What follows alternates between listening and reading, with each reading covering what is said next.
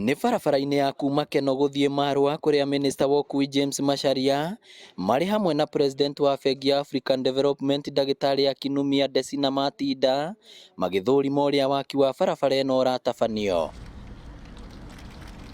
Akinumia augĩte nĩ akenetio nĩ ũrĩa waki ũyũ ũratabanio kuona barabara ĩno ĩtanyĩtwo kũrĩka mũthia-inĩ wa mwaka ũyũ mũgarũ na mwaka wa 2024 ũrĩa gwatanyĩtwo.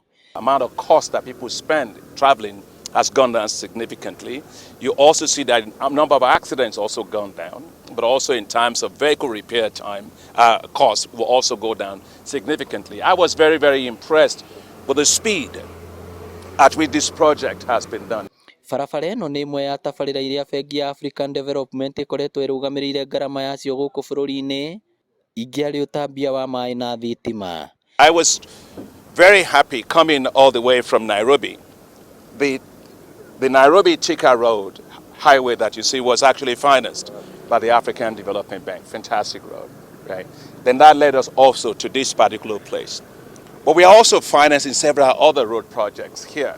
Macharia ho augĩte atĩ barabara ya Nairobi Express nĩ ĩrahũthĩka wega na ngari 31,000 nĩcio iragerera ho oro mũthenya. What we have to do now is to make sure people take ETC. Don't go there with cash. The cash is what is creating a jam on the exits. So please, Kenyans, go for the card. With that, we shall reach 100,000 cards. Macharia ongereire atĩ waki wa barabara ĩno nĩ ũteithĩtie harĩ aikari a kũrĩa ĩhĩtũkagĩra kũgĩa na mĩeke ya mawĩra na kwarahũra wonjoria. This road has employed a lot of youth, young men and women, over 1,000. We are doing a trauma center at Sagana, courtesy of CSR. We are doing markets. We are doing markets across the corridor. You can see even in terms of agricultural development, things have changed.